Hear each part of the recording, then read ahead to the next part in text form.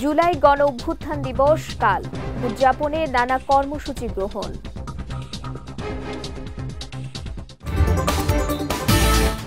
৫ আগস্টকে ঘিরে নাশকতার কোনো শঙ্কা নেই, জানালেন স্বরাষ্ট্র উপদেষ্টা।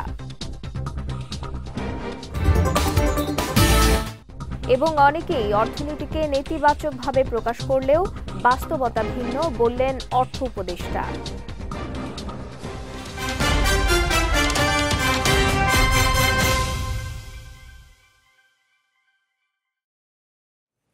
আসসালামু আলাইকুম। পুষ্টি চা নিবেদিত বিজয় রাতের সংবাদে আমন্ত্রণ জানাচ্ছি আমি সঞ্জিদা আজিজ। শুনছিলেন শিরোনাম, এবারে বিস্তারিত। আগামীকাল ৩৬ জুলাই, জুলাই গণ অভ্যুত্থান দিবস। ২০২৪ সালের এই দিনে ছাত্র জনতার আন্দোলনের মুখে পদত্যাগ করে দেশ থেকে পালিয়ে যেতে বাধ্য হন ফ্যাসিস্ট শেখ হাসিনা। এদিকে যথাযোগ্য মর্যাদায় দিবসটি পালনে নানা কর্মসূচি গ্রহণ করা হয়েছে। রাজধানীর মানিক মিয়া এভিনিউতে ৩৬ জুলাই উদযাপনে দিনভর নানা আয়োজন করেছে সংস্কৃতি বিষয়ক মন্ত্রণালয়। এদিন বিকেল ৫টায় ঐতিহাসিক জুলাই ঘোষণাপত্র পাঠ করা হবে। এছাড়া ৩৬ জুলাই উদযাপনের আয়োজনে আরও থাকছে ৬৪ জেলায় জুলাই শহীদ স্মৃতিস্তম্ভে সকাল ৯টায় পুষ্পস্তবক অর্পণ, পাশাপাশি সারা দেশের প্রতিটি ধর্মীয় উপাসনালয়ে মোনাজাত ও প্রার্থনা অনুষ্ঠিত হবে। একই সঙ্গে রাজধানীর বিভিন্ন এলাকায় মানুষ বিজয় মিছিল নিয়ে মানিক মিয়া এভিনিউতে এসে সম্মিলিত হবে। ৫ আগস্টকে ঘিরে নাশকতার শঙ্কা নেই বলে জানিয়েছেন স্বরাষ্ট্র উপদেষ্টা জাহাঙ্গীর আলম চৌধুরী। সকালে সচিবালয়ে আইন শৃঙ্খলা সংক্রান্ত কোর কমিটির সভা শেষে স্বরাষ্ট্র উপদেষ্টা আরও বলেন, আগামী জাতীয় নির্বাচনে আওয়ামী লীগ অংশ নিতে পারবে কিনা সে বিষয়ে সিদ্ধান্ত নেবে সরকার। তবে ভোট সুষ্ঠুভাবে সম্পন্ন করতে বদ্ধপরিকর স্বরাষ্ট্র মন্ত্রণালয়। তিনি বলেন, আগের চেয়ে আইন শৃঙ্খলা বাহিনীর উন্নতি হয়েছে, তবে কাঙ্ক্ষিত অবস্থায় আসেনি। এ সময় স্বরাষ্ট্র উপদেষ্টা দাবি করেন, ৫৪ বছরে বাংলাদেশের আইন শৃঙ্খলা পরিস্থিতি কখনোই খুব ভালো ছিল না। এ সময় আগামী জাতীয় নির্বাচনের আগ পর্যন্ত দেশে অভিযান চলবে বলেও জানান স্বরাষ্ট্র উপদেষ্টা। এই ৩ আগস্ট সম্বন্ধে একটা কিন্তু আতঙ্ক ছিল, ৫ আগস্টের সঙ্গে এখানে তো কোনো ধরনের আতঙ্কের কোনো কারণেই নেই। আল্লাহ দিলে সব কিছু সব প্রোগ্রাম হবে এবং সব ভালোভাবে হয়ে যাবে আল্লাহ দিলে। এতে আপনাদের সাহায্য এবং সহযোগিতা দরকার। আপনারা বিভিন্ন জায়গাও কভার করবেন, আপনারা দেখবেন যে সব কিছু আল্লাহ দিলে ভালোভাবে হয়ে যাবে। মানে বিশেষ অভিযানটা পুরো দেশেই চলতেছে, যেহেতু হয় কি এইটা ইলেকশনের আগ পর্যন্তই চলতে হবে। কে অংশ নিবে কে অংশ নিবে না এটা আমার স্বরাষ্ট্র মন্ত্রণালয়ের প্রশ্ন না। আমার হলো নির্বাচন যেসব হবে, যেসব আইন শৃঙ্খলা পরিস্থিতি যেন ভালো থাকে, এই জন্য আমরা সব ধরনের প্রস্তুতি নিচ্ছি। এর আগে আমরা বলছি যে আমরা কিন্তু ট্রেনিংও করাচ্ছি এবং সরকারের একটাই হলো যে তারও কিন্তু একটু ওই ফোর্সের সংখ্যা বাড়ানোর জন্য কিন্তু একটা দিয়ে দিচ্ছে, স্যাংশন দিয়ে দিচ্ছে। মব ভায়োলেন্স আপনার কাছে একটু জিজ্ঞেস করি, আগের থেকে কমছে কি কমে নেই? মব ভায়োলেন্স তো কমছে, এটা আস্তে আস্তে একেবারে এলিমিনেট হয়ে যায়। আমরা এই মবের ক্ষেত্রে কোনো ধরনের ছাড় আমরা দেব না। দেশের অর্থনীতিকে নেতিবাচকভাবে অনেকেই প্রকাশ করে, বাস্তবের চিত্র তেমনটা নয় বলে মনে করেন অর্থ উপদেষ্টা ডক্টর সালেউদ্দিন আহমেদ। বলেন, রাজস্ব ব্যবস্থায় স্বস্তি নিশ্চিত করতে হবে। সকালে এনবিআর ভবনে চলতি বাজেটে আয়কর, মূসক ও কাস্টমস কার্যক্রম নিয়ে সেমিনারে তিনি এমন কথা বলেন। জানান, রাজস্ব আদায়ে নতুন প্রযুক্তির ব্যবহার বাড়ালে তা সহজ করতে উপস্থাপন করতে হবে। শুধু আইন করেই বসে থাকলে হবে না, আইনে অনুরাগ বিরাগ থাকতে পারে, সেক্ষেত্রে আইনের সহজ বাস্তবায়ন করতে হবে। জানান, অনলাইনে রিটার্ন বাস্তবায়ন কার্যক্রম শুরু হয়েছে, এতে রাজস্ব আদায় আরও সহজ হবে। বাংলাদেশের স্বৈরাচারী বা ফ্যাসিবাদী কোনো শাসন ব্যবস্থা দীর্ঘস্থায়ী হতে পারবে না বলে মন্তব্য করেছেন মৎস্য ও প্রাণী সম্পদ উপদেষ্টা ফরিদা আখতার। দুপুরে রাজধানীর উত্তরার রবীন্দ্র সরোবর মঞ্চে জুলাই আগস্ট বিপ্লবের শহীদ মীর মুগ্ধের নামে মঞ্চের উদ্বোধনী অনুষ্ঠানে প্রধান অতিথির বক্তব্যে তিনি এই মন্তব্য করেন। বলেন, বাংলাদেশের মানুষ স্বৈরাচারী শাসন আর মেনে নেবে না। আগামীতে যারা রাষ্ট্র ক্ষমতায় আসবে তারা ফ্যাসিস্ট আচরণ করলে জনগণ রুখে দাঁড়াবে। উপদেষ্টা আরও বলেন, জুলাই আগস্ট গণঅভ্যুত্থানে হতাহতের ঘটনায় এখনও উপযুক্ত বিচার হয়নি। এক্ষেত্রে অন্তর্বর্তী সরকারের ব্যর্থতা ও ভুল থাকতে পারে, তবে 1 মাসের মধ্যেই বিচারের বিষয়ে দৃশ্যমান অগ্রগতি হবে বলেও আশা প্রকাশ করেন উপদেষ্টা ফরিদা আখতার। ঢাকা মহানগরের সরকারি 7 কলেজ নিয়ে প্রস্তাবিত ঢাকা কেন্দ্রীয় বিশ্ববিদ্যালয় গতানুগতিক বিশ্ববিদ্যালয় হবে না। অনুষদ বা বিভাগের বদলে আন্তর্জাতিক মানের অবকাঠামো, স্কুল ভিত্তিক শিক্ষা কার্যক্রম পরিচালিত হবে। সকালের সচিবালয়ে এক সংবাদ সম্মেলনে এই কথা জানান মাধ্যমিক ও উচ্চ শিক্ষা বিভাগের সচিব মজিবুর রহমান। 7 কলেজকে 4টি স্কুল বা অনুষদে ভাগ করা হয়েছে। এগুলোর মধ্যে স্কুল অফ সায়েন্স পরিচালিত হবে ঢাকা কলেজ, ইডেন মহিলা কলেজ ও বেগম বদরুন্নেসা কলেজ থেকে। আর স্কুল অফ আর্টস অ্যান্ড হিউম্যানিটিসের জন্য সরকারি বাংলা কলেজ, স্কুল অফ বিজনেসের জন্য সরকারি Titumir college, school of law and জাস্টিসের জন্য কবি নজরুল সরকারি কলেজ ও সরকারি শহীদ সোহরাওয়ার্দী কলেজ নির্ধারণ করা হয়েছে। স্নাতক পর্যায়ে মোট 23টি বিষয়ে শিক্ষার্থীদের ভর্তি করানো হবে। আর এই বছর যেসব শিক্ষার্থী ভর্তি হবে তারা বিদ্যমান কাঠামোতে পড়াশোনা করবে। আইন পাশ হলে আগামী বছর থেকে নতুন কাঠামোতে বিশ্ববিদ্যালয় শুরুর আশা করছে মন্ত্রণালয়। বিরাজমান বাস্তবতা এবং সীমাবদ্ধতাকে বিবেচনায় নিয়ে নতুন ধরনের কাঠামো প্রস্তাব করা হয়েছে। স্কুলগুলির পরিচয় হবে কলেজ ভিত্তিক। 7টি কলেজকে 4টি স্কুলে, school of sciences, school of arts and humanities, school of business studies, school of law and justice, এই 4টি স্কুলে বিভক্ত করে প্রস্তাবিত বিশ্ববিদ্যালয়ে পাঠদান ও গবেষণা কার্যক্রম পরিচালনা করা হবে।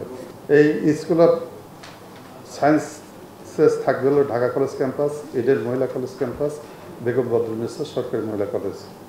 School of arts and humanities এটি হবে সরকারি বাংলা কলেজ ক্যাম্পাসে। স্কুল অফ বিজনেস স্টাডিজ সরকারি Titumir college campus. School of law and justice এটি কবি নজরুল সরকারি কলেজ ক্যাম্পাস, সরকারি Shaheed Suhrawardy college campus. July ঘোষণাপত্রকে সংবিধানের 4র্থ তফসিলের মাধ্যমে স্বীকৃতি দেবে বিএনপি। যে কোনো সময় সনদে স্বাক্ষর করতে প্রস্তুত তারা। জুলাই ঘোষণাপত্রে 26শে মার্চের ইতিহাস অন্তর্ভুক্ত না করায় আপত্তি জানিয়েছে বিএনপি। নিজ বাসভবনে এক জরুরি সংবাদ সম্মেলনে এসব কথা জানিয়েছেন দলটির স্থায়ী কমিটির সদস্য সালাউদ্দিন আহমদ। তিনি আরও জানান, ঐকমত্য কমিশনে সংস্কার কমিশনের 19টি মৌলিক বিষয়ে আলোচনা হয়েছে। 19টির মধ্যে 7টিতে নোট অফ ডিসেন্ট দিয়েছে বিএনপি, আর 12টিতে একমত হয়েছে। জুলাই জাতীয় সনদ 2025-এর দেশের শাসন ব্যবস্থা তথা সংবিধান, বিচার ব্যবস্থা, নির্বাচন ব্যবস্থা, জনপ্রশাসন, পুলিশি ব্যবস্থা ও দুর্নীতি দমন ব্যবস্থার বিষয়ে যেসব প্রস্তাব সুপারিশ এই সনদে লিপিবদ্ধ রয়েছে সেগুলো বাস্তবায়নের জন্য সংবিধানের প্রয়োজনীয় সংশোধন, পরিমার্জন এবং বিদ্যমান আইনের প্রয়োজনীয় সংশোধন, পরিবর্তন, পরিমার্জন এবং নতুন আইন প্রণয়ন, প্রয়োজনীয় বিধি প্রণয়ন বা বিদ্যমান বিধি ও প্রবিধির পরিবর্তন বা সংশোধনের প্রতিশ্রুতি দিচ্ছি এবং পরবর্তী জাতীয় সংসদ নির্বাচনের মাধ্যমে সরকার গঠনের 2 বছরের মধ্যে সম্পন্ন করতে, বাস্তবায়ন নিশ্চিত করতে এবং এইসব সংস্কার টেকসই করতে অঙ্গীকার জ্ঞাপন করছি। এই প্রস্তাব জাতীয় ঐকমত্য কমিশনের আমরা একমত হয়েছি। জুলাই জাতীয় সনদ 2025 বাস্তবায়নের প্রতিটি ধাপে আইনি ও সাংবিধানিক সুরক্ষার পূর্ণ নিশ্চয়তা বিধানে আমরা দৃঢ় প্রতিজ্ঞ। এই প্রস্তাব ঐক্য কমিশনের আমরা একমত হয়েছি।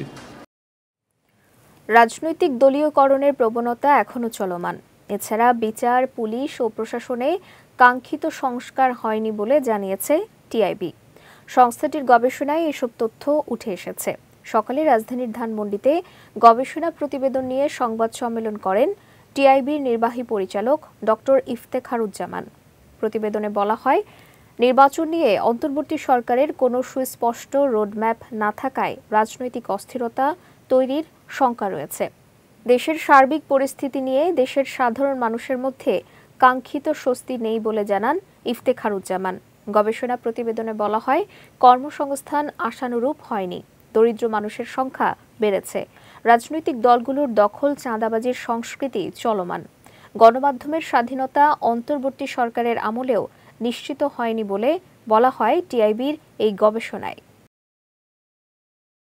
আইন শৃঙ্খলার পরিস্থিতি সরকারের সবচেয়ে দুর্বলতম ক্ষেত্রগুলোর মধ্যে একটি, সেটি এখনো পর্যন্ত বলো যে সত্যিকার অর্থেই নিয়ন্ত্রণে আছে বা একটা ইতিবাচক অবস্থায় আছে, সেটি বলার মতো কোনো সুযোগ নেই। প্রশাসনে এক ধরনের দলীয়করণের পরিবর্তে অন্য ধরনের দলীয়করণ হয়েছে। এক ধরনের জীবনে যেটা হচ্ছে যে দীর্ঘদিন আমরা বাইরে ছিলাম, এখন আমাদের খাওয়ার সময়, এই ধরনের যে প্রবণতা, সেটা রাজনীতি, প্রশাসন বিভিন্নভাবে বিভিন্ন ক্ষেত্রে সেটার প্রতিফলন ঘটেছে, যার কারণে সচিবালয়ে অভূতপূর্ব আন্দোলনের থেকে শুরু করে মাঠ পর্যায়ে বিভিন্ন ধরনের ক্ষোভ এবং বিভিন্ন ধরনের অনাচার কিন্তু এক ধরনের ব্যাপকভাবে উদ্বেগজনক জায়গায় আমরা দেখতে পেয়েছি। জুলাই গণ অভ্যুত্থানে মানবতা বিরোধী অপরাধের মামলায় ক্ষমতাচ্যুত প্রধানমন্ত্রী শেখ হাসিনা এবং সাবেক স্বরাষ্ট্রমন্ত্রী আসাদুজ্জামান খান কামাল সহ ৩ জনের বিরুদ্ধে দ্বিতীয় দিনের মতো সাক্ষীর সাক্ষ্য গ্রহণ শেষ হয়েছে। তাদের বিরুদ্ধে পরবর্তী সাক্ষ্য গ্রহণের জন্য ৬ আগস্ট দিন ধার্য করেছেন ট্রাইব্যুনাল। আজ আন্তর্জাতিক অপরাধ ট্রাইব্যুনালের চেয়ারম্যান বিচারপতি গোলাম মর্তুজা মজুমদারের নেতৃত্বাধীন ৩ সদস্যের ট্রাইব্যুনালে সাক্ষ্য গ্রহণ হয়। জুলাই আন্দোলনের সময় রাজধানীর পঙ্গু হাসপাতালে আহতদের চিকিৎসা নিয়ে নো রিলিজ নো ট্রিটমেন্ট বলেছিলেন শেখ হাসিনা। ট্রাইব্যুনালে শেখ হাসিনা সহ ৩ আসামির বিরুদ্ধে মানবতা বিরোধী অপরাধের মামলার সাক্ষ্য গ্রহণের দ্বিতীয় দিনে জবানবন্দিতে কথা বলেন আন্দোলনে পা হারানো আব্দুল্লাহ আল ইমরান। ইমরান বলেন, এর ফলে ওই হাসপাতালে ভর্তি থাকা গুরুতর আহতরা কোনো চিকিৎসা পাননি, এমনকি অন্য হাসপাতালে যাওয়ার সুযোগ দেয়া হয়নি তাদের। সার্ফ এক্সেলের নতুন ব্র্যান্ড অ্যাম্বাসেডর হিসেবে যোগ দিয়েছেন দেশের জনপ্রিয় ফুটবল তারকা জামাল ভুঁইয়া।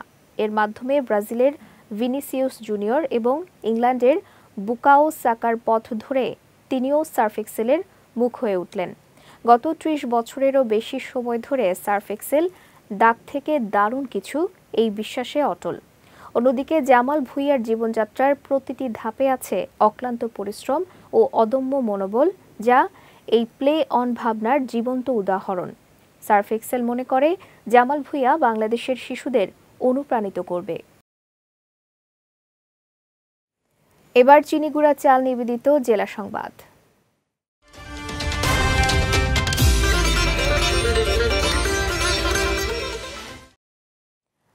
বাংলাদেশ সেনাবাহিনীর সাবেক প্রধান এম হারুনুর রশিদ মারা গেছেন। দুপুরে চট্টগ্রাম ক্লাবের আবাসিক কক্ষ থেকে তার মরদেহ উদ্ধার করা হয়েছে। পুলিশ জানায়, গতকাল একটি কাজে চট্টগ্রাম গিয়ে ক্লাবের গেস্ট হাউসে ওঠেন তিনি। আজ দুপুর পর্যন্ত কক্ষ থেকে বের না হওয়ায় পুলিশ ও আইনশৃঙ্খলা রক্ষাকারী বাহিনীর সদস্যদের উপস্থিতিতে কক্ষের তালা খুলে অচেতন অবস্থায় হারুনুর রশিদকে উদ্ধার করা হয়। খবর পেয়ে সম্মিলিত সামরিক হাসপাতাল চট্টগ্রামের চিকিৎসকদের একটি দল চট্টগ্রাম ক্লাবে এসে তাকে পরীক্ষা নিরীক্ষা করেন। পরে তারা সাবেক এই সেনাপ্রধানকে মৃত ঘোষণা করেন। সেপ্টেম্বর থেকে বিআইডব্লিউটিসির বহরে 18টি জলযান যোগ হচ্ছে বলে জানিয়েছেন নৌ পরিবহন উপদেষ্টা এম সাখাওয়াত হোসেন। দুপুরে মুন্সিগঞ্জের গজারিয়া উপজেলার নয়ানগর এলাকার ট্রি অ্যাঙ্গেল শিপইয়ার্ডে বিআইডব্লিউটিসির বিভিন্ন ধরনের নির্মাণাধীন নৌযানের নির্মাণ কাজ পরিদর্শন শেষে সাংবাদিকদের প্রশ্নের জবাবে এ কথা জানান তিনি। এ সময় চলতি বছরের মার্চ মাস থেকে নৌযানগুলো ডেলিভারি দেওয়া শুরুর কথা থাকলেও কিছু সমস্যার কারণে তা দেরি হয়ে গেছে উল্লেখ করে সেপ্টেম্বর থেকে সেগুলো ডেলিভারি দেওয়া হবে বলেও জানান নৌ উপদেষ্টা। পরিদর্শনকালে তার সঙ্গে বিদ্যুৎ, জ্বালানি ও খনিজ সম্পদ মন্ত্রণালয়ের উপদেষ্টা মোহাম্মদ ফাউজুল কবির খান সহ অন্যান্যরা উপস্থিত ছিলেন। আমি আসছি, আমার যেগুলো এখানে কন্ট্রাক্টে আছে সেগুলো ওনারা কবে দেবেন? কিছু সমস্যা ছিল মাঝখানে, পেমেন্টের সমস্যা ছিল, ক্লিয়ার হয়ে গেছে। ওনারা বলছেন সেপ্টেম্বরে, এল সি দ্যাট সেপ্টেম্বরে সব দেওয়া হয়। ওগুলো তো প্রায় 90%ই হয়ে গেছে। এখন তো খুব বেশি একটা কিছু বাকি আছে বলে আমার মনে হয়। 50 বছর ধরে ডেনমার্ক সরকারের সঙ্গে বাংলাদেশ সরকারের শক্তিশালী সম্পর্ক বজায় রয়েছে বলে মন্তব্য করেছেন ঢাকায় নিযুক্ত ডেনমার্কের রাষ্ট্রদূত ক্রিশ্চিয়ান ব্রিক্স মোলার। দুপুরে সাভারের বিরুলিয়ার খাগান এলাকায় একটি কারখানা পরিদর্শন শেষে সাংবাদিকদের সঙ্গে আলাপকালে তিনি এই মন্তব্য করেন। বলেন, ডেনমার্ক ও বাংলাদেশের মধ্যে খাদ্য ও ভোক্তা পণ্য খাতে দৃঢ় অংশীদারিত্বের প্রতিফলন ঘটেছে। এ সময় দুদেশের মধ্যে অর্থনৈতিক সম্পর্ক জোরদার করার পাশাপাশি নিরাপদ টেকসই উৎপাদন এবং কর্মসংস্থান বৃদ্ধিতে ডেনমার্ক সহায়তা করবে বলেও জানান ক্রিশ্চিয়ান ব্রিক্স মোলার। পরিদর্শনকালে ড্যান ফুডস লিমিটেডের chief operating officer Shah Masud Imam ও ডেনমার্ক দূতাবাসের ঊর্ধ্বতন কর্মকর্তা সহ অনেক উপস্থিত ছিলেন। যাচ্ছি পুষ্টি ড্রিঙ্কিং ওয়াটার নিবেদিত খেলা সংবাদে।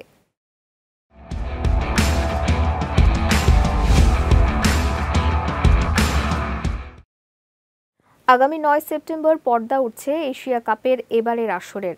সেই লক্ষ্যে টুর্নামেন্টের ভেন্যু প্রকাশ করেছে এশিয়ান ক্রিকেট কাউন্সিল এসিসি। সংযুক্ত আরব আমিরাতের 2 শহর আবুধাবি ও দুবাইতে হবে এবারের পুরো টুর্নামেন্ট।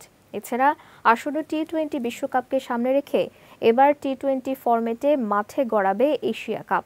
ফলে এই টুর্নামেন্টে ভারত, পাকিস্তান, বাংলাদেশ, শ্রীলঙ্কা, আফগানিস্তান, হংকং, সংযুক্ত আরব আমিরাত ও ওমান সহ মোট 8টি দল প্রতিদ্বন্দ্বিতা করবে। এদিকে দলগুলোকে 2টি গ্রুপে ভাগ করা হয়েছে। এই গ্রুপে ভারত, পাকিস্তান, সংযুক্ত আরব আমিরাত ও ওমান রয়েছে। আর বি গ্রুপে বাংলাদেশের সঙ্গে শ্রীলঙ্কা, আফগানিস্তান ও হংকং রয়েছে। এর আগে ভারতে 2025 এশিয়া কাপ হওয়ার কথা থাকলেও ভারত পাকিস্তানের মধ্যকার রাজনৈতিক সম্পর্কের কারণে ভারতে খেলতে অস্বীকৃতি জানায় পাকিস্তান। পরে নিরপেক্ষ ভেন্যু হিসেবে সংযুক্ত আরব আমিরাতকে বেছে নেওয়া হয়। 20 বছর ম্যানচেস্টার ইউনাইটেডে থাকতে চান বলে আশা প্রকাশ করেছেন ক্লাবটির প্রধান কোচ রুবেন আমোরিম। স্কাই স্পোর্টসকে দেয়া এক সাক্ষাৎকারে এই আশা প্রকাশ করেন তিনি। এর আগে 2024 সালে পর্তুগিজ ক্লাব স্পোর্টিং ছেড়ে প্রিমিয়ার লিগের ক্লাব ম্যানচেস্টার ইউনাইটেডে যোগ দেন রুবেন আমোরিম। সে সময় ইউনাইটেডকে ঘুরে দাঁড়াতে সাহায্য করার জন্যই স্পোর্টিংকে মোটা অঙ্কের ক্ষতিপূরণ দিয়েই আনা হয়েছিল পর্তুগিজ এই কোচকে। তবে নিজের প্রথম মৌসুমে ইউনাইটেডের ভাগ্য বদলাতে পারেননি তিনি। এদিকে ইউনাইটেড সর্বশেষ প্রিমিয়ার লিগ শিরোপা জিতেছে 2013 সালে, আর সবশেষ চ্যাম্পিয়ন্স লিগ জিতেছে 2008 সালে ফাইনালে চেলসিকে হারিয়ে। পুষ্টি চা নিবেদিত বিজয় রাতের সংবাদ শেষ করার আগে শিরোনামগুলো দেখে নিচ্ছি আরও একবার।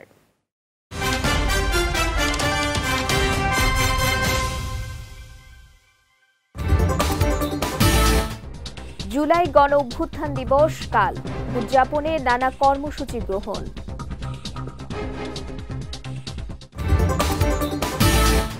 পাঁচ আগস্টকে ঘিরে নাশকতার কোনো শঙ্কা নেই, জানালেন স্বরাষ্ট্র উপদেষ্টা। এবং অনেকেই অর্থনীতিকে নেতিবাচকভাবে প্রকাশ করলেও বাস্তবতা ভিন্ন, বললেন অর্থ উপদেষ্টা।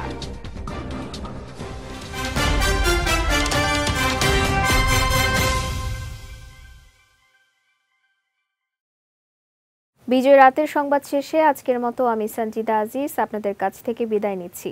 আগামীকাল একই সময়ে নতুন সব খবর দেখতে চোখ রাখুন বিজয় টিভিতে। এছাড়াও আজকের বিজয় রাতের সংবাদের ভিডিও দেখতে পারেন আমাদের ইউটিউব এবং ফেসবুক পেজে।